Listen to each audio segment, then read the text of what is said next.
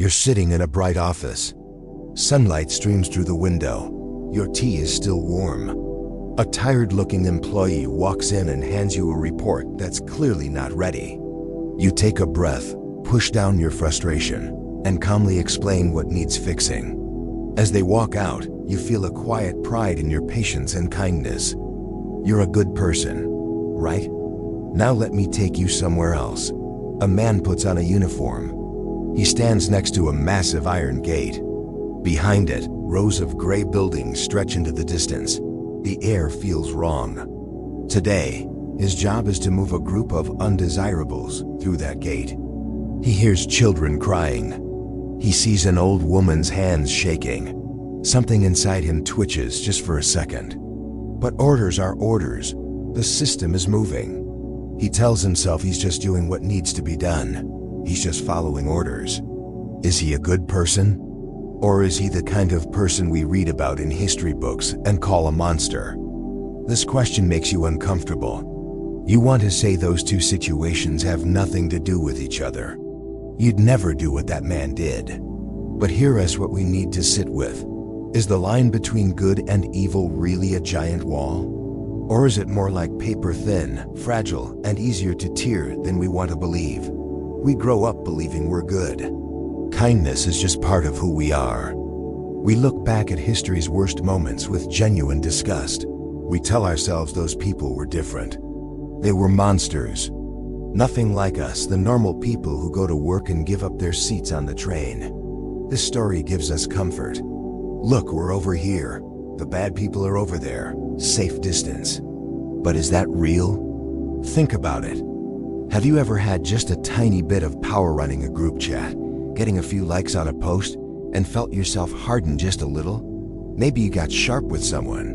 Maybe you joined an online mob going after a stranger, saying things you'd never say to their face, because you were defending what's right. In that moment, up on your moral high ground, didn't it feel good to be the judge? Didn't the other person feel less like a person and more like something that needed to be destroyed? If a few likes and some virtual outrage can do that to us, what makes us so sure that if real power, life and death power ended up in our hands, we'd stay on the good side? This isn't some abstract philosophy problem. This is a seed, and it's already planted in every single one of us. It's just waiting for the right conditions to grow. Today, let us peel back the layer of being a good person and look at what is underneath. The shape of something none of us wants to see. The outline of the monster that lives in all of us. Let's start with something hard to accept. The people who built the death camps, who ran the machinery of genocide. They didn't crawl out from under rocks. They were ordinary citizens, civil servants who showed up on time, fathers who loved their kids, husbands who were kind to their wives. In many ways, they had what we'd call virtues. So how does that happen? Let's use a famous experiment to walk through it. You're a student.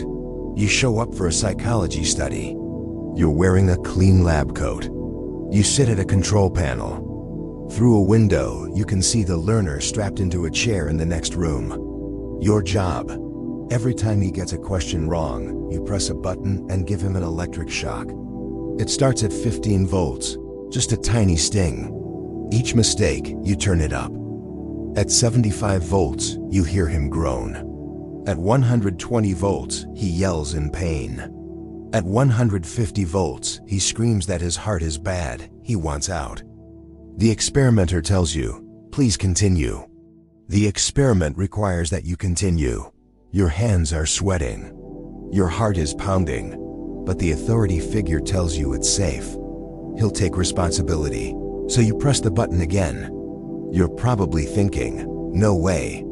I would never hurt a stranger just because someone in a lab coat told me to. Here's the thing, in the real experiment, over 60% of ordinary people kept pressing buttons all the way to 450 volts lethal voltage. These weren't bad people. They were you. They were me. They were regular folks going about their lives. So what happened? The first devil is called shifting responsibility. The authority figure says, I'll take responsibility. Suddenly, the weight lifts off your shoulders. You're not a person making a choice anymore. You're part of a machine. You're following orders. Your conscience nags at you, but a louder voice says, "This isn't my decision. I'm just doing what I'm told."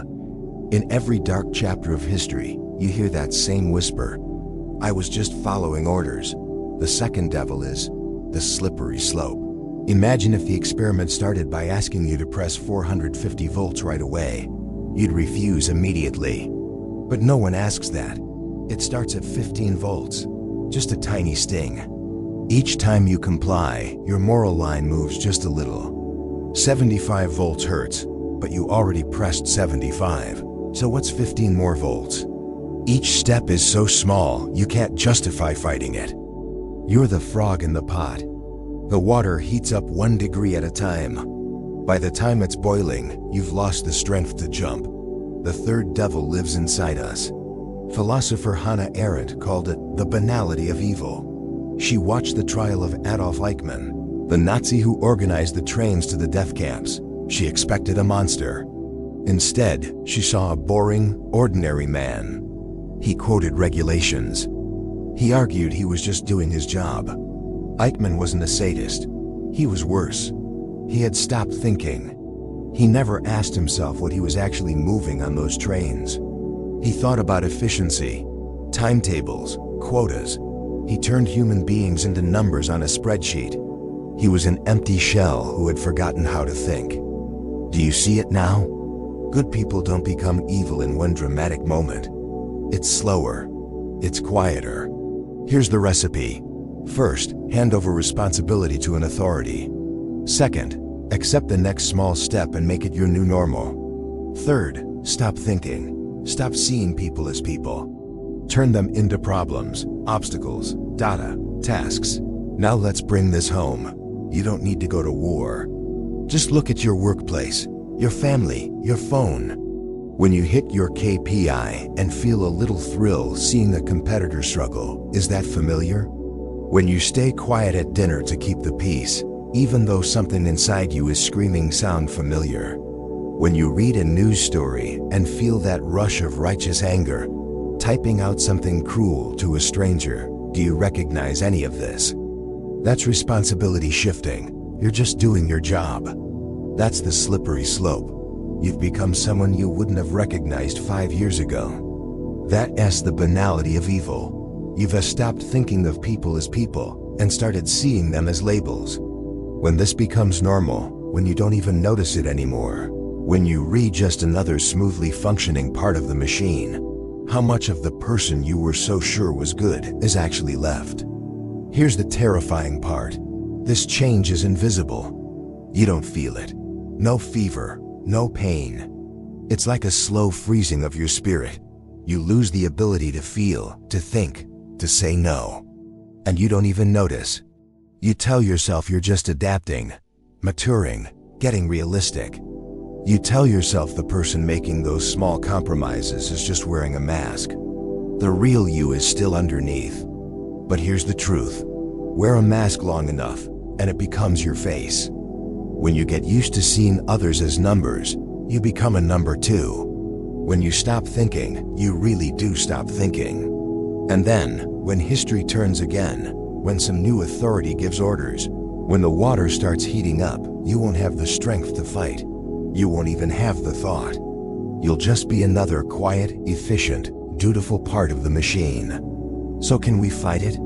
Can we pull ourselves back from becoming hollow?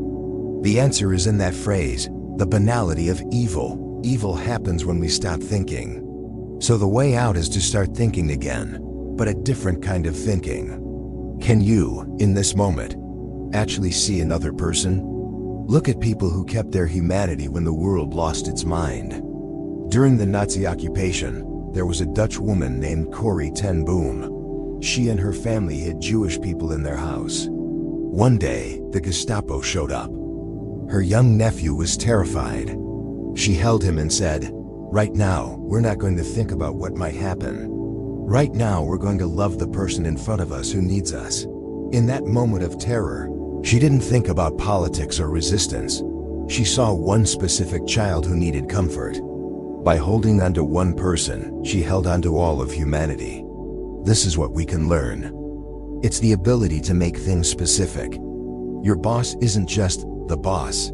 He's a middle-aged man with crushing pressure. Your annoying coworker isn't just annoying. She's going through something at home you know nothing about. That angry stranger online isn't just an idiot. He's someone who feels powerless and invisible. When you refuse the label and try to actually see the person, the black and white anger starts to fade. You're not a machine part anymore. You're a person again. This takes self-awareness. When the voice of authority tells you to press the button, when the system says, "This is how it's done," can you stop for 1 second? Just one, and ask, what am I doing right now? Why am I doing it? What's the worst that happens if I don't?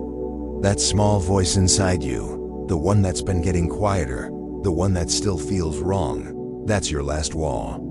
Don't ignore it. Anytime you hear yourself say, "I'm just," pay attention. "I'm just doing my job. I'm just going along." That's the moment you're handing over your responsibility. The most rebellious thing you can do is to accept discomfort. When everyone runs one way, standing still feels wrong. When everyone joins the online mob, staying quiet feels like betrayal. Being a good person is comfortable. It costs nothing. Being a real person, someone who thinks, who sees others, who takes responsibility, that's painful. Corrie ten Boom's family was caught. She ended up in a concentration camp.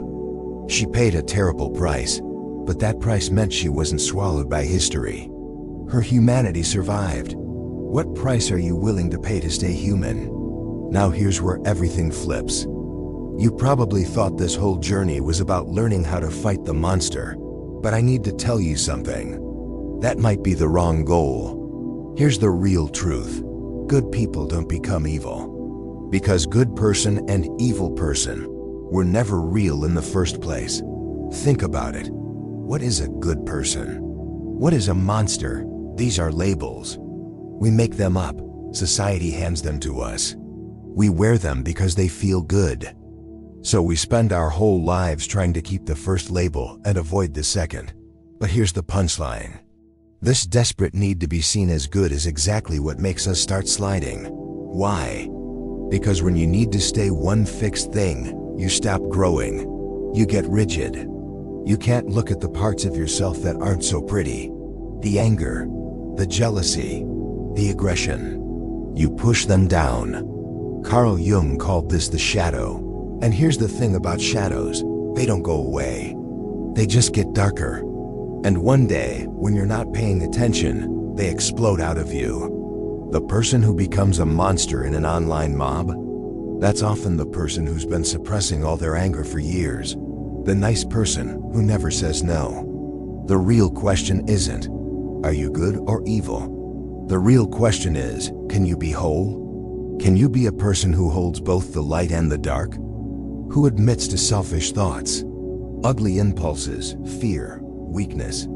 Here's the paradox. When you actually see all of this in yourself, you gain real power. You stop needing to play good person. Your kindness stops being about fear of punishment or hope of reward.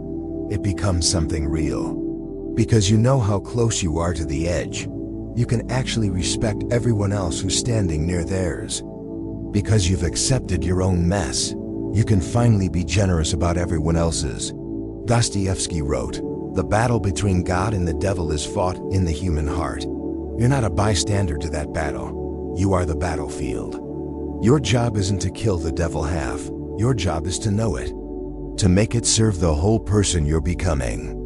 So go back to that office, the sunlight, the tea, the employee who frustrates you. In that moment, two things are true. The part of you that wants to be good, wants to be patient, and the ordinary human part of you just feels annoyed. Next time that happens, what if you didn't rush to play the good person? What if you didn't feel ashamed of the annoyance? What if you just sat there for a second and acknowledged all of it? And then, after that, tried to actually see the person in front of you. This journey isn't over. When you walk out of the story of good versus evil, you finally step into the real world. The world of contradiction, of tension, of being fully, messily human. There are no easy answers here, no labels that stick forever. Just you and the choices you make, one moment at a time. Wide awake, are you ready for what it costs to be whole?